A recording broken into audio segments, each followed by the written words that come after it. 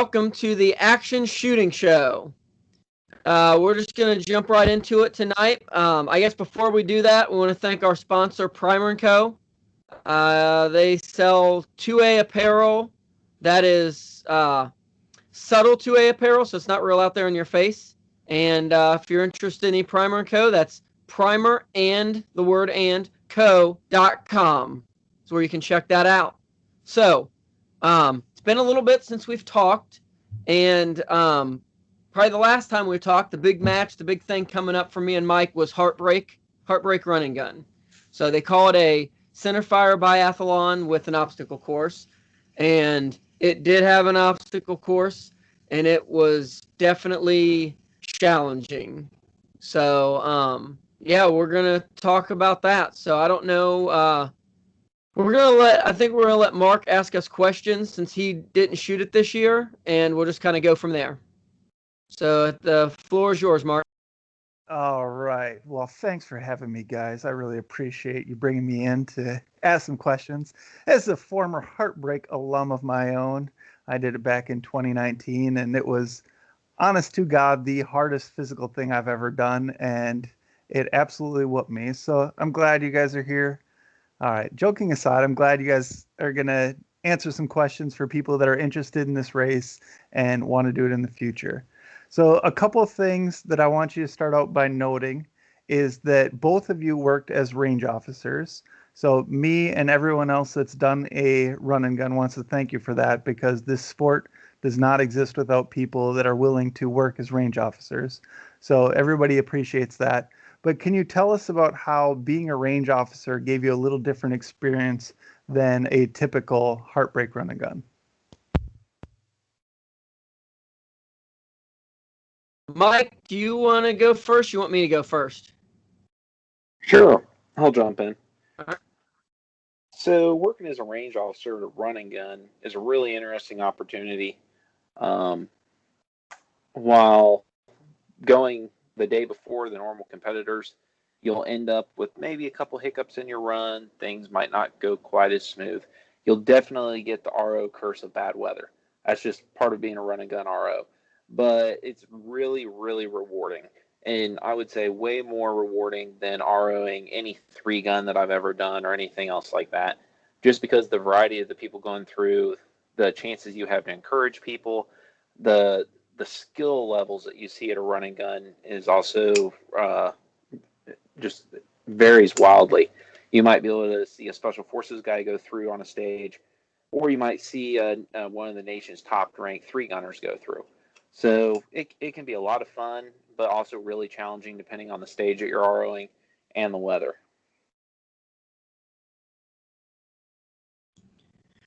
Yeah. With what Mike said, the thing about ROs, there's kind of a joke in the run and gun community as the RO curse. And this, for at least quite a few of the competitors, myself included, the RO curse was definitely in full effect for this match. What that is it seems like more often than not, the weather on the RO shoot day is much, much worse than the weather for the competitors. And this year was no exception. For the ROs that went early Friday, it was probably in the 40s, mid to low 40s, and it started off dry. And so that's not bad temperatures. It's really not an awful temperature for the run. But as the day went on, I think the temperature dropped a little bit, and it just rained from when I went out. It rained from then on. So, having said that, on Saturday for the competitors, it was either sunny or partly cloudy and like 50, 55 degrees all day. So they pretty well had about perfect run and gun weather, and the ROs did not. But yeah, I mean, with Mike, there's run and guns tend to be a little bit different than 3-gun. I've RO'd large 3-gun matches as well. This was my first run and gun match. And because people are coming in, even our first stage, coming in even tired just from running the little bit that they did, there's definitely some challenges with with how they're handling guns, with how they're doing, because they're a little tired and sometimes not thinking as straight. Stages tend to be a little bit more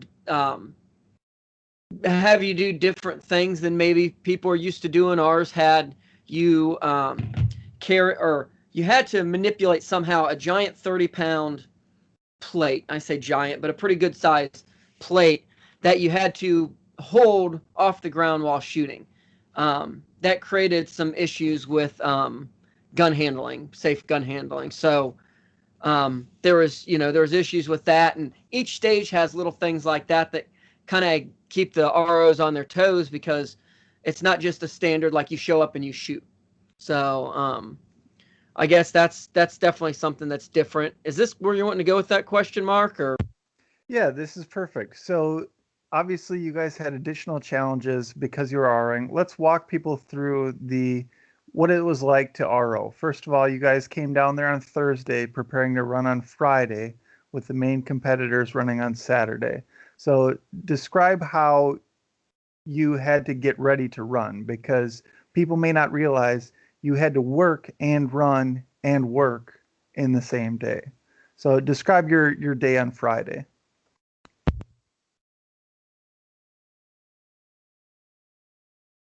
we'll let Mike go first, because he went before me. We worked the same stage, but both of us kind of had some hecticness with our runs. Yeah, so Ryan and I were ROing stage one with two other running gunners that are fairly experienced on the running side, but not so much on the RO. So being at stage one, by the time the shooter's brief was over, and then we dispersed to our stages, we just about had runners on us. We barely got safety glasses and timers on, because the runners will take off first thing in the morning. And so we got our stage mostly set up. When a runner came in, I tossed Ryan some safety glasses so he could run them, and I got the tablet fired up. Yeah, I But was literally tossing somebody else's foamies. They just hand me foamies. I'm like tossing them in my ear just to, and borrowed glasses just to make it happen. yeah, and I was under kind of, I guess, a wrong impression about my run time by about 30 minutes. So the match director showed up like, Mike, where are you? And so, like normally in my normal Mike, run, I'm we like, can hear your brush. oh, You, sorry guys, doing some armorer's work. So normally I'll take maybe 30 minutes to kind of limber up, stretch out, do some light jogs and stuff before I take off, just to get ready. And it was a grab your kit, suit up, and you're going to go. So for me, my start was definitely a little bit on the rough side. Just throwing on a ruck and full kit, and uh, knocking out burpees before you're warmed up or anything is a little rough. Is it going to make or break your match? That just depends on you and what happens. But that's kind of life on RO day. Most of the people just kind of take that and accept it as part of the challenge. It might affect your shooting. It might not. There's a lot more in play going on. But so generally, the first few runners out are also going to be meeting ROs that just got to their stages. They just got their official stage brief, the one that wasn't put online, the actual printout that you're going to be reading and work off of for the day. Sometimes there'll be minor tweaks that weren't online. And so everyone's trying to memorize that stuff. We're trying to give each other the most information and the best delivery of that stage brief as we can. But for anyone with RO experience, the more you give, the better that brief gets. So it can be a little bit choppy on RO day. There can be some wait times for some people. There can be just a straight run through with no wait times for others. But RO day is that way while we're trying to get all the kinks worked out and all those other things to make sure it runs smooth on match day, because you really don't want some of the backups and some of the other issues. Yeah, it was pretty hectic. We were the very first stage, and there's really not a ton of distance between where we were at and the start line. I mean, I'd say half mile maybe, if that, probably not even a half mile. And so the one benefit to that for us was that they leave in I guess you'd say squads. Like they send 4 out at a time. So we'd kind of get a wave of 3 or 4, and then nothing. Wave of 3 or 4, nothing. I was Mike was the head RO there. Besides for Mike, I still probably had the most RO experience there. Even not running guns, but just other shooting competitions. So I was kind of helping fill that area in, and I didn't get out because of that. I didn't get out till after noon, maybe closer to 1, and also because of ROing, I didn't really remember to eat lunch or anything. I kind of had some snacks here and there, but in retrospect, I had a sandwich, or I don't know if I had a sandwich that day, but I didn't really have food or didn't think much about getting food, which is not really good when you're going to be out in the course, as it ended up being 4 hours for me.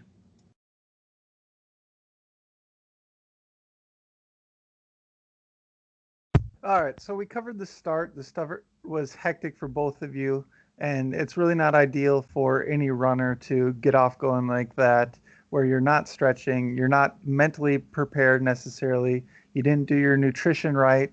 Hopefully you'd been hydrating at least the day before, obviously. There's something to be said about hydration doesn't start right before the race. It starts something like 2 to 3 days before the race. So you at least had that stuff squared away. And once you got going, to give a little more background for people not aware, HeartBreak is set just south of Lexington, Kentucky. Is that the Kentucky River there? I don't know what river bottom it's in. Yep, yeah, it's the Kentucky River. So it's in the Kentucky River bottom. So there's hills and then sort of a valley, ravine, canyon, I guess, if you'd call it that for Kentucky. But yeah, you could. The one side's some pretty sheer. The one side's a sheer rock face, and then the other side that you end up going up is not a rock face, but it's pretty steep, or at least they found the steepest part they could for it. Right. So you get started, and it's cold but not raining yet, and so about a half mile in, as you guys said, is your stage, which is an all pistol stage. Do you want to briefly describe that? Yeah, I can do that. Basically, you came up. There was 8 targets in front of you. There was a box that you shot from. 8 targets. I think the first one started at 10 yards, and the last one was just around 20 yards. Most of them were fairly generous size. I think the fourth one back was a little on the smaller side. We're going to say like 5 or 6 inches or something like that. Maybe 4 inches. It was not tiny, but it wasn't huge. And like I said, you had a 30-pound plate, I think it's like a CrossFit plate, but they had any handles taped up in it. And you had to start holstered gun hot with your hands above your shoulders, like surrender position, and that weight had to be in your hands, or had to be the weight couldn't be on the ground. Let me put it that way. There's a lot of different ways you can handle that. Weight not on the ground, not resting on top of your shoes, hands above shoulders. And then a beep, you had to still maintain that weight off the ground and shoot those targets. You had 1 shot at each. As soon as you missed, your run was over, or until you got the last plate, and that was time. So say it took you, I think the fastest time on the clock that we saw was around just under 11 seconds, 10 seconds or so. We had 2, I know at least 2 in the 10 seconds, and they got all the plates. But I bet probably more than half or so, maybe even 3/4, didn't make it all the way to the back plate. So, and there's a couple ways you could do it. Some people held on to it and shot one-handed. You could pinch it between your legs and shoot two-handed, or some people actually would set it on their chest rig so that it kind of lean back so that was on their chest, and then they could shoot 2 hands. I don't know. I don't remember anyone succeeding that way, but the hold one hand and shoot or between your legs was probably the most successful. Okay, I want to rewind just a second. I realized that I didn't explain some of the other things. So this is advertised as a 10K race. It typically is closer to 12 or 13K. And It was also, it was like over 8 miles, 8.1 or something like that this time. right. But because people haven't got their fill of stupidity by just doing the race, there are now special divisions such as Heartbreak Plus, just Plus on its own, I guess. Are there any other Light, divisions that should light, be mentioned? no, just light. There's light plus, heartbreak plus, and then Okay. heartbreak just. Mike can correct me, but I believe it's 30 pounds or 35 pounds of weight. Okay. So this, like most run and guns, are, to use the phrase "run what you brung," if we want to throw that around. But you can carry whatever gun, whatever pistol, whatever optics you want, and whatever gear you need to finish your race. That's considered a light fighter, or is that what they called it? I just missed that. I think they just said light. I think it Light. was Okay. light Okay. plus, and heartbreak and Yeah. heartbreak. Break. Legion, I think they call it light fighter, but Yeah, yeah. I believe So so. light is whatever you need to finish the race. Plus adds in additional physical challenges. Heartbreak adds in additional weight that you have to carry throughout the race. And then Heartbreak Plus is the weight plus the additional physical challenges. Now, you've never assumed that anyone in this chat and podcast made any sort of sense or rational thought. So we have both a plus and a Heartbreak Plus. Did Mike do a Heartbreak Plus? Or Yeah, just Heartbreak? he did heartbreak plus. Yeah, he Right. carried the extra weight. So again, going back to the very beginning of the race, before you even got to stage one, since both of you were plus, what did that include? Yeah, so before you started the race, anyone doing the plus had to knock out 50 burpees in 15 minutes, which is not certainly the thing about the plus. I think I'll say right off the bat, none of this physical challenges are impossible. They're things that if like that was 15 burpees in 15 minutes, not impossible.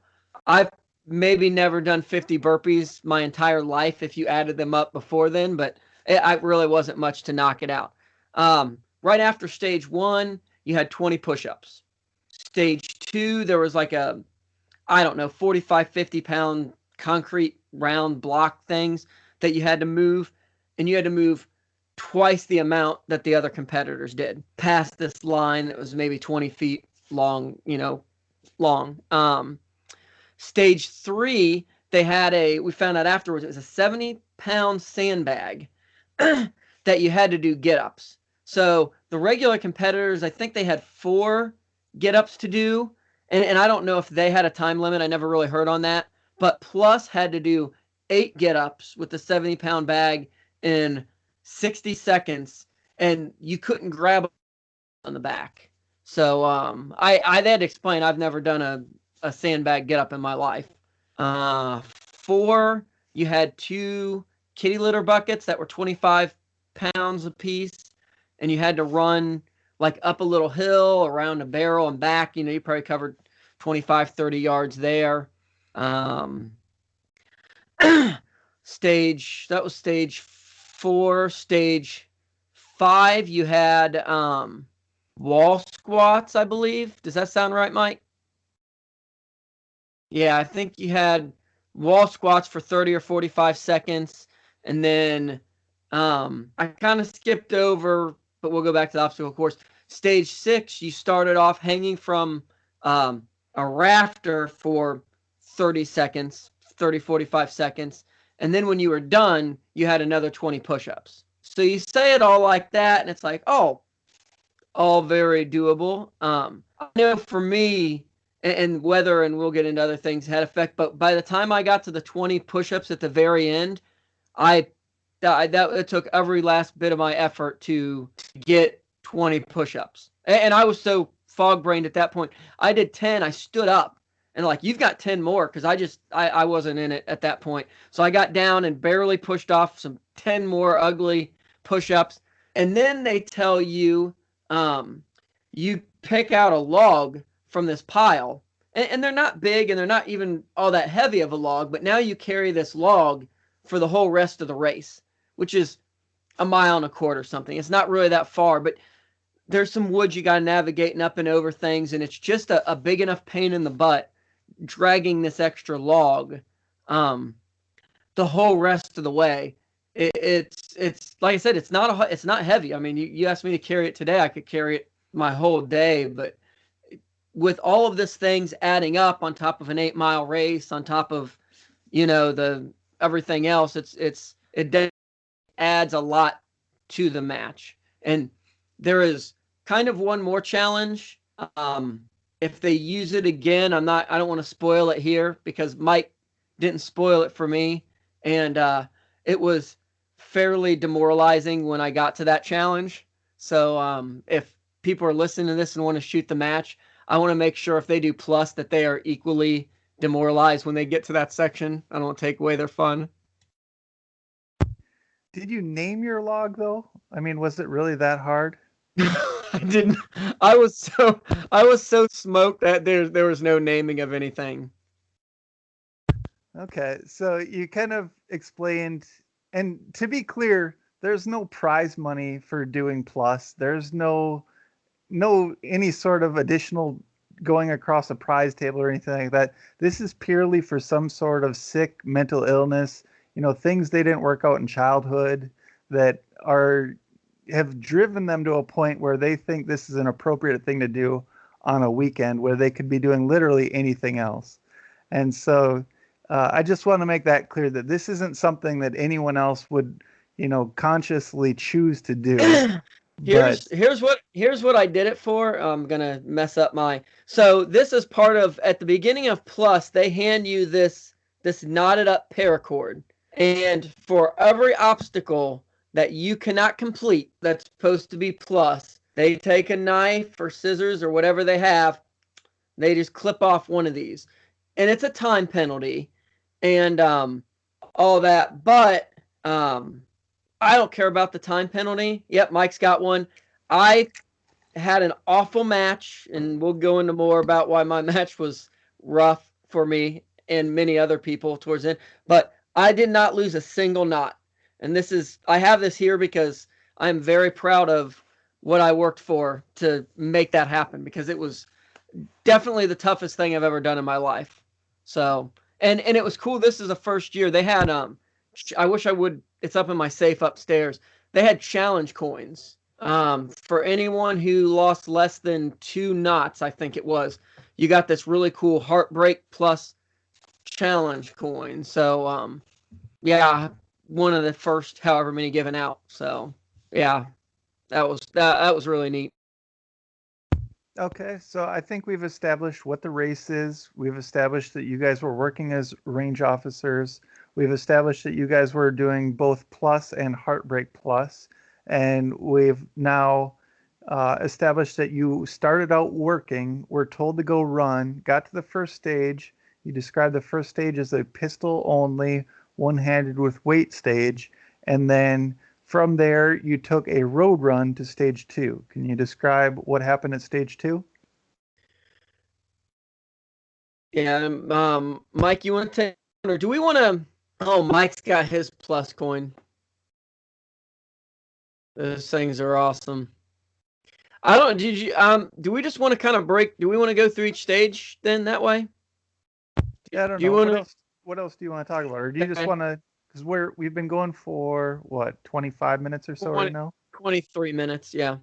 Yeah. So we could talk about each stage, or we could just talk about pluses and minuses, like what you felt good about and what you felt really held you back, or we could talk about the. Yeah, let's talk about kind of the individual match, because I mean each year the stages are going to be different, and they are cool stages. I think we'll probably get into some of them, but let's let Mike go first, because he definitely had the better of our 2 matches. All right, so we're just going to go person by person, chronological order for stages. So, yeah. Stage 1. And not even stages, just how was your match? Like, what were highlights and lowlights? All right. So, stage 1 pistol was definitely rough for me. Normally, pistol I shine pretty well. And I definitely say getting out of the start and not in my mental state that I normally run in probably affected my performance in getting to stage 1 than how I shot. So that's on me. I did mid-pack. Then ended up running with Jimmy Nutt for a little while. He's a good dude. And we made it to stage 2. Stage 2 was a little. Sorry to cut you off, Mike. For those wanting to see more of these stages and stuff, Jimmy Nutt does, I think it's just Run and Gun Nation on YouTube, and he posts all his match like he brings GoPros and hands them to ROs. I know I took video of him in this match. So like while we're explaining this, if you want to see what's going on with a lot of this, I don't think he did plus, so you won't see that stuff. But for the actual shooting stages, he go there. So sorry. So the stage 2 was an interesting challenge. It was a hiked over bore, was a huge component. The plus challenge was extremely physical, moving concrete, and yeah, it was brutal moving concrete in full kit. And the stage brief was a little rough going in there, and so I'm very fortunate that our local match director Ryan does a lot of hiked over bore rifle work. So I was able to move through that pretty far, and I got pretty far on stage 2 compared to most competitors, but I still timed out. They had one competitor complete it in the whole weekend, so that should give you a pretty good idea of the difficulty level between the hiked over bore rifle, working almost a VTAC type board situation, and working all sorts of ports with the pistol. So next run is really kind of through the woods. You're bushwhacking through some like honeysuckle type stuff. Hard to get moving fast. You're also looking for your caches along the way. I don't know if we talked about the caches yet, but they'll put these little things out there in the loops, and it keeps you honest to make sure you didn't skip part of the loop. So they'll put the famous little HeartBreak bears out there, candy, toys, whatever tchotchkes they feel like picking up that year. And at the end of the match, you have to present every single one from those caches. It doesn't matter if you did the loop and you didn't see the bucket to pick it up. That's how they keep you honest to make sure you hit that loop. So we picked some. And they're really not hidden. Like if you're on the course, you're gonna see the cache. So. Mm-hmm. So going into stage 3, that was another brutal one. That's where the HeartBreak Challenge was doing the Turkish get-ups, and we had to do, I think it was like 8 in a minute.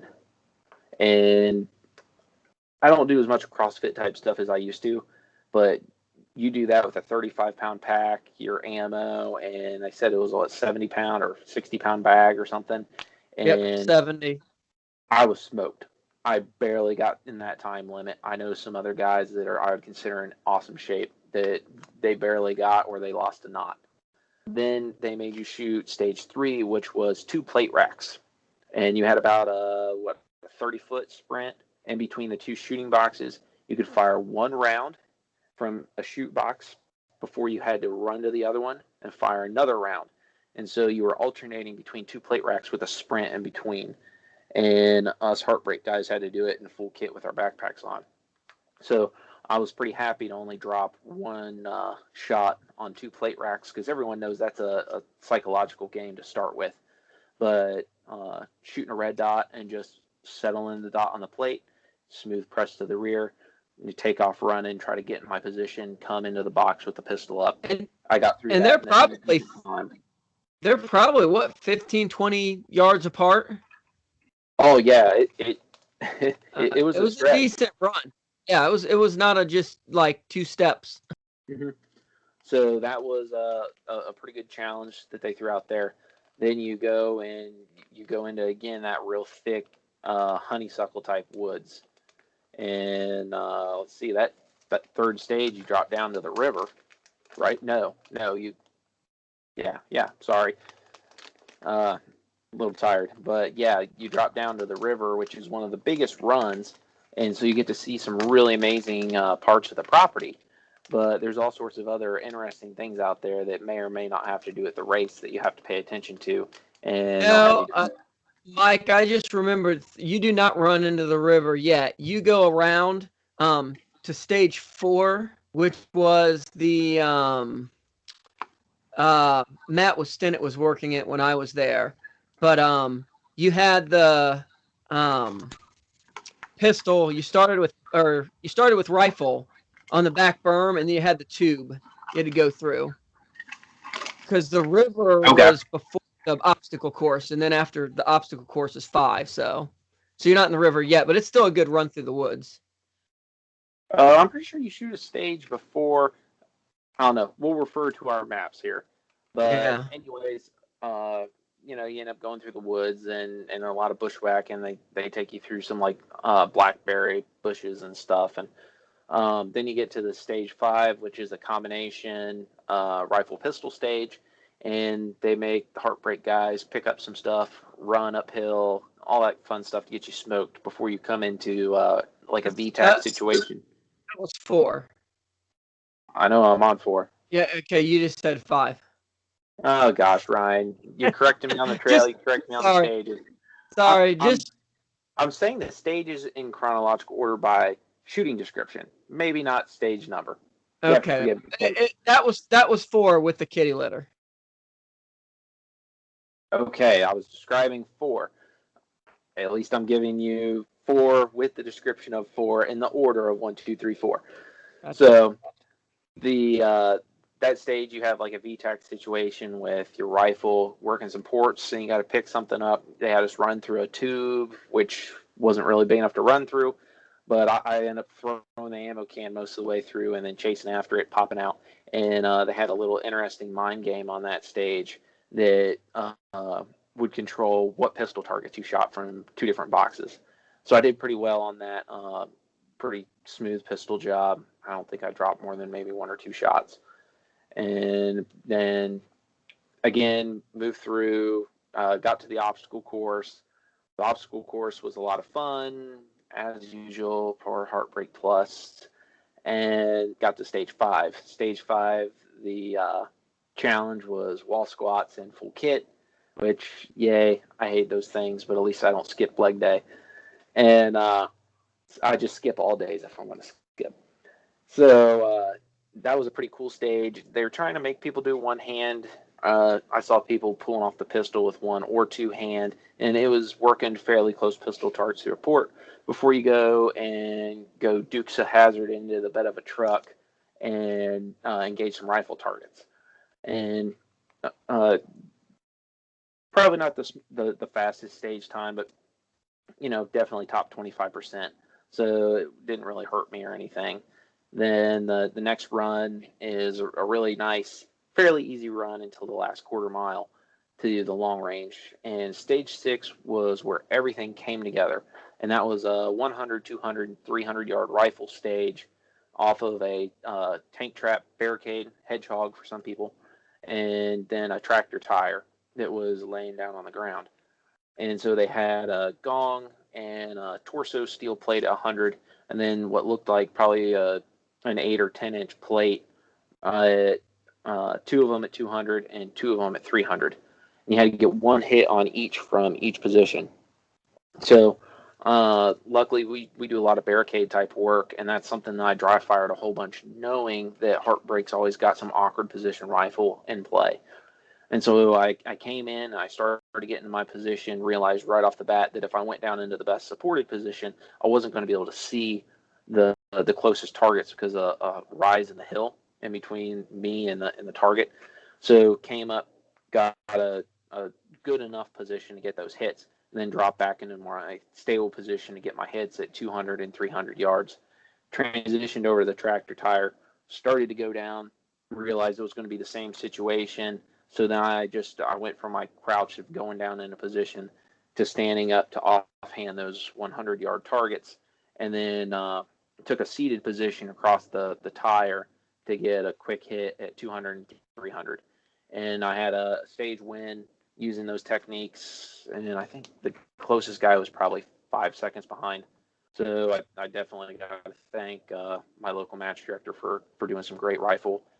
And then hey, dry fire, it works, not just for pistol. So that was my run. Grabbed my log, headed back. I was smoked. I could definitely see where some of the stress and some other things of getting ready earlier in the day and that chaos might have affected some psychological stuff, but I still had a ton of fun. And I would definitely recommend HeartBreak to anyone that's physically up to it. And I mean, hey, if you've got some small psychological issues, try the plus class.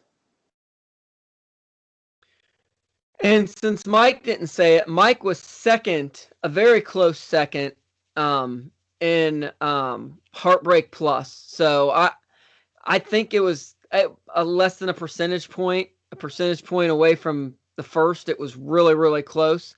And then even with, so keep this in mind, 35 pounds on his back, all the extra challenges, which take time in general, but also affect your shooting. I think he was 17th out of however many 70 or 80 people were there. So he had a heck of a match. And yeah, I mean, RO Day's not, if you want to win the match, RO Day is not your best bet for winning a match. That's just kind of the nature of the beach. You can, and people have won.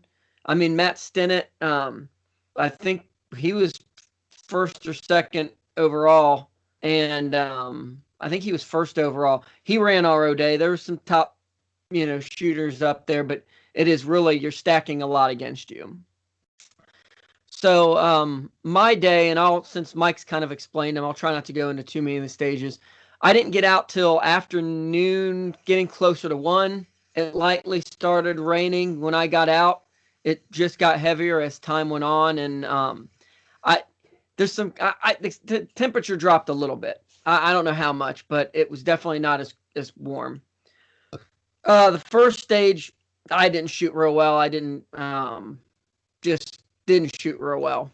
Had a good run to the second. I did kind of have the benefit earlier in the day when I was about ready to leave to go shoot, or at some point, Mike had passed on his way back to the clubhouse at the end of his race, and he looked pretty rough. He was definitely not running, and he definitely looked like he was dragging a little bit. So, which is to be expected. So, I kind of saw that, and on my run, I had that in my mind, like, okay, if because me and Mike train together, so I know what he's capable of, and I'm thinking if he's this beat up over the match he just did, I definitely don't want to go too hard too fast. In the beginning of the race, I did have some decent run times. I think as we discussed in other episodes, this is the first of these matches I've ever trained for. So me and Mike were doing a lot of running. Kind of in November, I started on a program that was pretty aggressive and really improved my cardio, really improved my running. I mean, at one point I was, I'm getting to where I could, do 8 and 9 mile runs and stuff like that, and was doing 13-minute miles with a 40-pound ruck. So my cardio and health and fitness were higher than they've been in a long time. Had some knee problems. I had to taper off a little bit, but really didn't affect me in this match. Stage 2, though, the moving the big concrete logs. I mean, I'm 160 pounds, and these are, a quarter more my weight. It really smoked me. And even though I shoot, at our matches, I shoot height over bore stuff and targets like that, completely, my brain was already just fogged from doing that. And I was holding off on the exact opposite direction that I was supposed to. And it was a mess. So I didn't shoot that very well. Did my run, went okay. I really didn't have any problems navigating through the course. Some people seem to, but I thought it was marked pretty well. Got to the third stage, the Turkish get-ups. I really was not convinced that I could do that in 60 seconds. I'm doing the math in my head. I'm like, okay, well, that's, less than 10 seconds to do one of these, a piece. But I got those done. Shot the plate rack, not the fastest in the world. I dropped a single shot the whole time. I don't cheat like Mike with a red dot, so I was just using iron sights. But I shot it clean enough, and so that stage went pretty well. By this point, the rain was coming down harder, and by the time I got to the 4th stage, and the 30 or the 25-pound kitty litter run thing really wasn't bad. But when I went down to shoot, my glasses were just covered in water, and my shooting glasses, and my scope was actually not really bad. I had scope covers on, but I just had so much on there, and from other people shooting, the targets were just covered in mud. So trying to get in the barricade and shoot, like I would have to lift up my glasses so I could even find the target on the back berm, and then kind of try to flip them down and shoot before it moves. So I didn't even make it out of the rifle position. It was really a poor stage, and maybe some of that was me, but a lot of it was just the just not being able to see from having safety glasses on. And I think some people, I don't, maybe shot without them. I don't. They want you to wear them, so maybe I'm a goody good, but I don't like to shoot without my glasses on, just so I can protect my eyes. So at this point, after stage 4 is where you got a pretty good run through the woods. It takes you down this logging hill, kind of logging truck hill, and this is the only part it really wasn't marked all that well. And like I was walking on this for a little bit, kind of half running, half jogging, and I didn't see any signs, and I was starting to get worried that I missed something. Luckily, I saw another competitor down around the bend, so I thought, well, if someone's down there, it's probably right. And it ended up being a friend of ours, Nick, who unfortunately he didn't have that same opportunity. He had gone up and down the hill a couple times thinking that he was lost. But you take this bottom of this hill, and then you get to what they call Stairway to Heaven, which is just a tape marked on trees every so often up a fairly steep embankment. I mean, it had been raining hard enough at this point, and everything was pretty muddy anyways, that at least once or twice I had both feet just sliding down the hill where like there's nothing to grab onto, and my feet aren't getting traction, so I'm just kind of like sliding until I stop and can try to grab onto something else. So it's a pretty brutal hill. But it went fine, and my fitness, my cardio was doing okay, but I'm just getting soaked. I have a rain jacket, but I didn't get it out yet. I don't know. I wasn't thinking, which really hurt later on. But after that, you get to the obstacle course, which is probably on other circumstances would have been a whole lot of fun. By that point, the temperature had dropped. It had been raining for a while, and the plus competitors. So if you run just HeartBreak, the general, like light or regular HeartBreak, you go through 4, you go to the obstacle course, you do half of it. You shoot 5, you come back and you do the other half. The plus competitors get the privilege of doing the obstacle course in full twice. And I'll try to remember all these. So the first, you've got a wall to get over, which is 5 foot tall or something like that. 4 or 5 foot tall. It's not really that high, but I know, like, I was trying to get over that, and I was so cold and my legs were cramping, so it was like just a challenge getting over that. And then you've got a low crawl that's like under these barrels and stuff, which is pretty low. And this is really like, from this point on, this match was not a lot of fun for me, because it was just cold and wet and muddy, and like every time I crawled, it was just sucking all of the warmth out of my body. And I didn't go with weight, but I did have a pack, so I kind of had to stay low.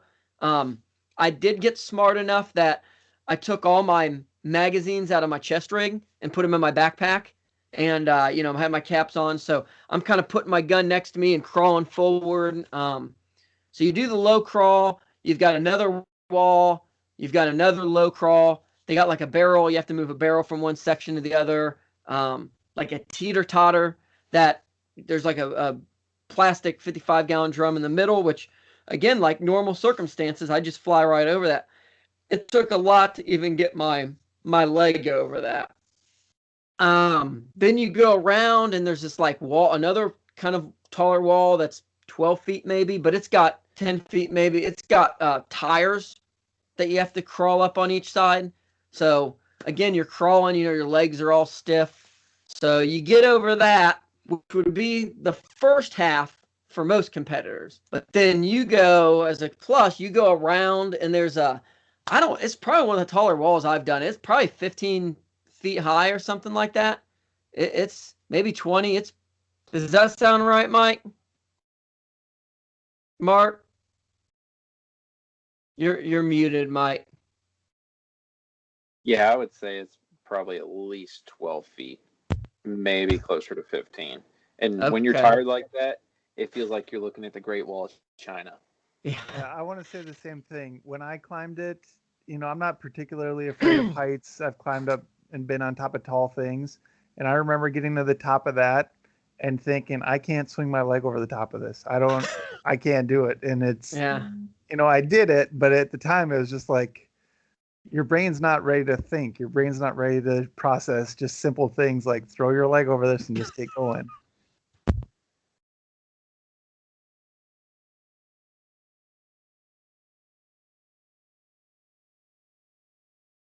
Mike or Ryan, you muted yourself. You've been muted since I said throw your leg over. Okay. So at the top, there's a cache, at least this year. I don't know how it is in the past. So I had to take like a balloon out of there, and I'm like trying to stuff it in a bag so I don't lose it and get over this. I just know, like, I'm a little under 6 foot. Like, if I put my arms up, I'm not even, I'm maybe halfway up the thing, if not that. I mean, it's definitely taller. But you get over that, and then you have maybe Mark's favorite challenge here, which is the tires. And they're truck tires. I know they're not huge, but they've got a kind of stakes holding them in the ground, and you have to weave in and out of them. So it's like you toss your gun and your gear through, you climb through, so you're on the ground, and you toss them, and you go the other way, and you just weave in and out.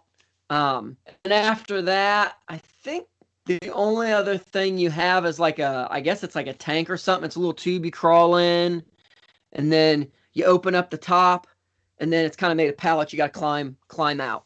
So I made it through that hell, and it was rough. Like I said, I just at that point, I mean, quite a few of us, pretty much anyone who went out. I didn't dress as well as I wish I would have, and it's retrospect, but I didn't see anyone that left after around that 1 o'clock that came in looking really good. But there was probably getting close to hypothermia for quite a few of us. I know I got to 5, and this is the first wait time I had all day. I had no wait time, which can be a mixed blessing, but like sometimes it's nice to get to a stage and get a 2 or 3 minute breather before you have to do things. And that was not the case. So I got to 5. Thankfully, and I don't know what RO did this, but while I was waiting, and I got there and I still had mags in my book bag and stuff, so like I wasn't even ready to do wait time. But I got there, and once my wait time started, one of the ROs actually had like a fleece blanket and a space, like one of those aluminum space blankets to wrap us up, because like I couldn't stop shivering. I'm just shaking like a dog shit in a pine cone. It was bad. And so that kind of warmed me up a little bit. And after the so I shot 5. Actually, that was the dog leash. So you had a bowling ball and a dog leash. And I shot the pistol pretty well. I went 1 for 1 on all that. Nothing I did was fast at this point, but 1 for 1 on all those. Jumped up in the back of the truck, went 1 for 1 there, and that was that was the second good stage I guess I had of the day or whatever. It was a pretty decent stage for me, especially considering the circumstances. But then you leave that and you go back to the obstacle course, and you do it in the reverse order this time. So and again, by the time I got to the low crawl again, there was standing water of like an inch, in some areas where people had crawled through. So I was just soaked to the bone. Got done with that obstacle course. It's not real long. You get to stage 6, which Mike says the long range stage, and I don't know that I had any wait time. I may have had a little bit. Actually, I did have wait time because they told me to start my watch, and like I couldn't feel my fingers. I had gloves on, but they were thin. they were just numb. And I told the RO, I was like, I there's no way I could even start my watch. Like if I wanted to do wait time, like I don't even care. I mean, I would have loved to, but the RO was nice enough. He started the watch for me, Czech started his watch, and yeah, I had a couple minutes wait time there, but I did hanging and all the obstacles there, but I mean, I was just, like I said before, I was just shaking at that point. Mike was at that stage working at that point. I was just shaking so bad that the rifle was, yeah, it was not good. I think I got the 100 yards on the first position okay, end up getting the 200 yards with a little bit of work. The 300, I mean, the RO was like calling where my impact was, but like it wasn't, it wasn't my hold. I'm just can't hold the rifle steady. Skipped those, went over. I think I got maybe one or two of the 100 yards from the tire, but yeah, it wasn't good. So I timed out on that, and actually, I timed out. I was able to drop my mag, but and this is kind of the condition I'm in.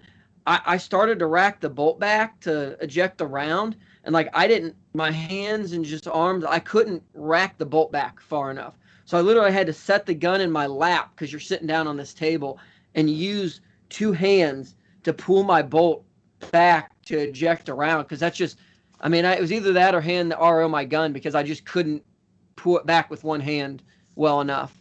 And then, it's cleared and put my flag back in, and, I get back up there and did my push-ups, which I've already mentioned I barely made, but and then I'm trying to stuff. I wore the pig gloves, the like real thin, you can shoot at them, but they're soaking wet. My fingers are numb. Like I'm trying to shove these fingers, basically sausages at this point. Like I got no control over them inside these wet, tiny little gloves.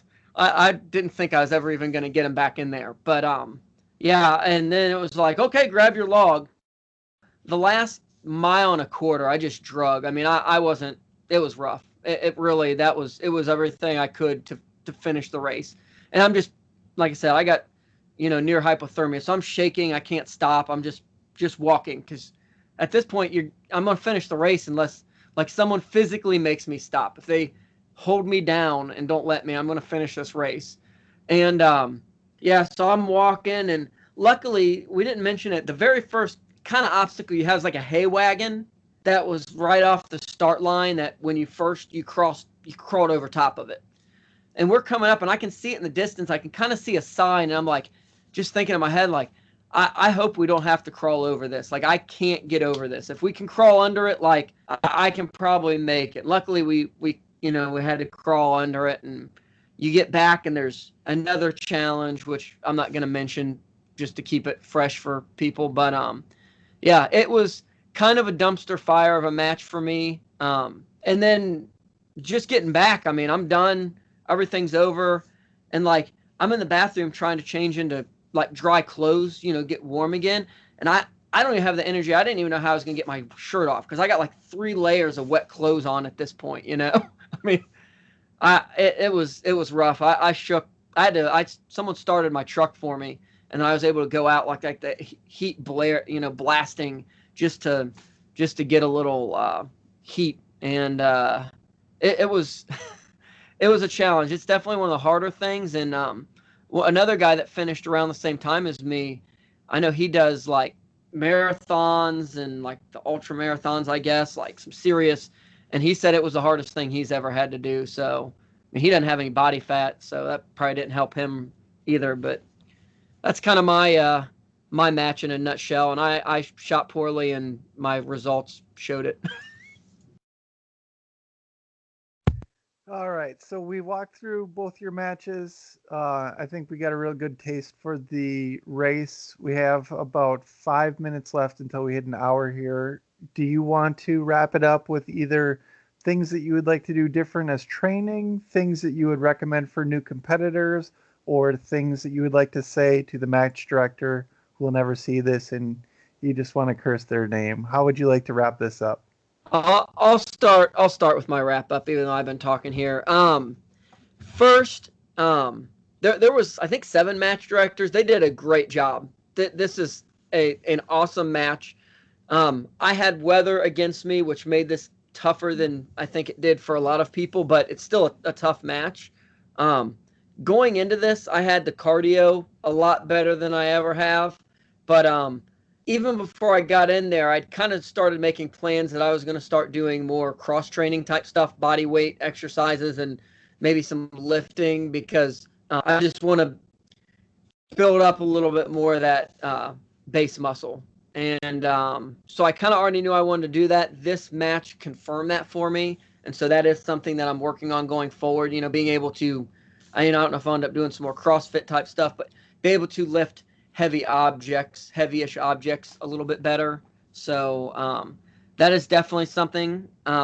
Clothing was a takeaway. I had, and I know better, I had too many layers of cotton on. I just couldn't find my better running clothes, outdoors clothes. But if it wouldn't have rained, I would have been perfect. If I would have, the way it started, if it would have been like that all day, my clothing choices were great.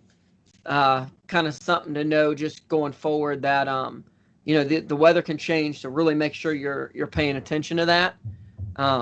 New competitors, if someone wants to do this, I mean, I made it sound bad because we had weather, but there was two local women who shoot 3-gun with us. This was their first ever HeartBreak. They did it on the Saturday, and they're in fairly decent shape, but they're definitely not like marathon runners. I would say they're your average American that gets outside and does goes hiking and stuff. And they both did it. The one did have a reoccurring knee issue, so she didn't do quite all the obstacles. The other one, she came in covered in mud. She did all the obstacles. She did the whole course. She loved it. So they didn't do the plus. So if you're not up for the extreme challenge, just doing the regular light is doable by most fit active people, I would say. So Mike can go from there if he's got some takeaways.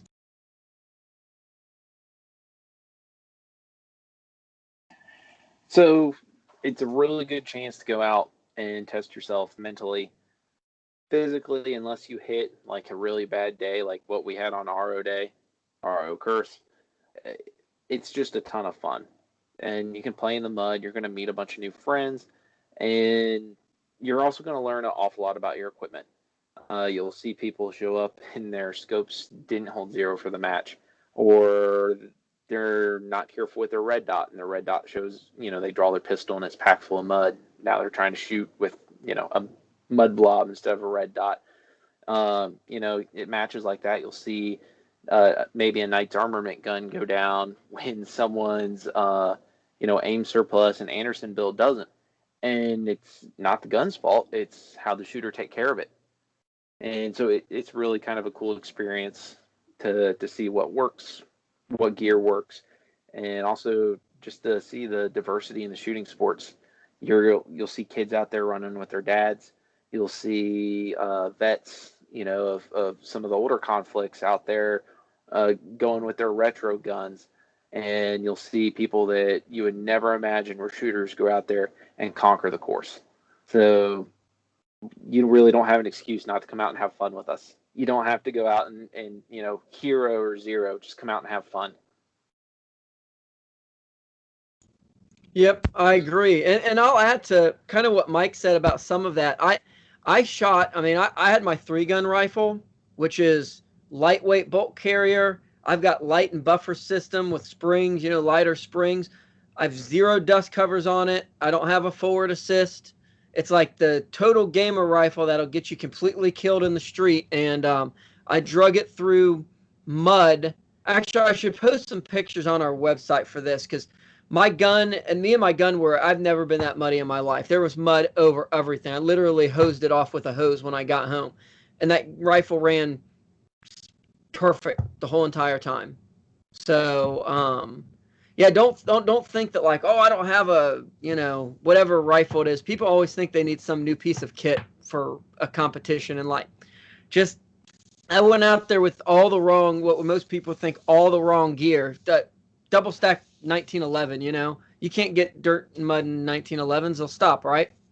Mine ran fine the entire time. I shot it in stage 5 after crawling it through mud in a mud pit, and it worked. As long as you got gear that works when it's dry, it'll probably work when it's wet. And if not, this is a good time to find out. All right. Well, thank you guys. Thank you, Mike. Thank you, Ryan, for your reports. It seems like it was a heck of a match and a heck of a personal development experience. I think you both had a good time. And you're gonna be out there next year, right? I'd like to get back out there. Yes. And plus? No, definitely not plus. I'm not that dumb. No, you can start training now. It's not about training. There's 300 days. Like, yes, why don't I step on attack every day and feel good about myself? Like, there's no positive part to plus. Yes, there is. No, we do want to. You get a little. Yeah, I got miles of paracord in my house. I can make knots and all of it. So we want to thank the match directors of HeartBreak. We want to thank all of the ROs that came out to make it happen. And we'd like to thank Primer & Co. for supporting this show. If you're looking into t-shirts, baby clothes, women's athletic outfits, whatever you want, there's a link in the description. But with that, thank you for listening. Have a good night.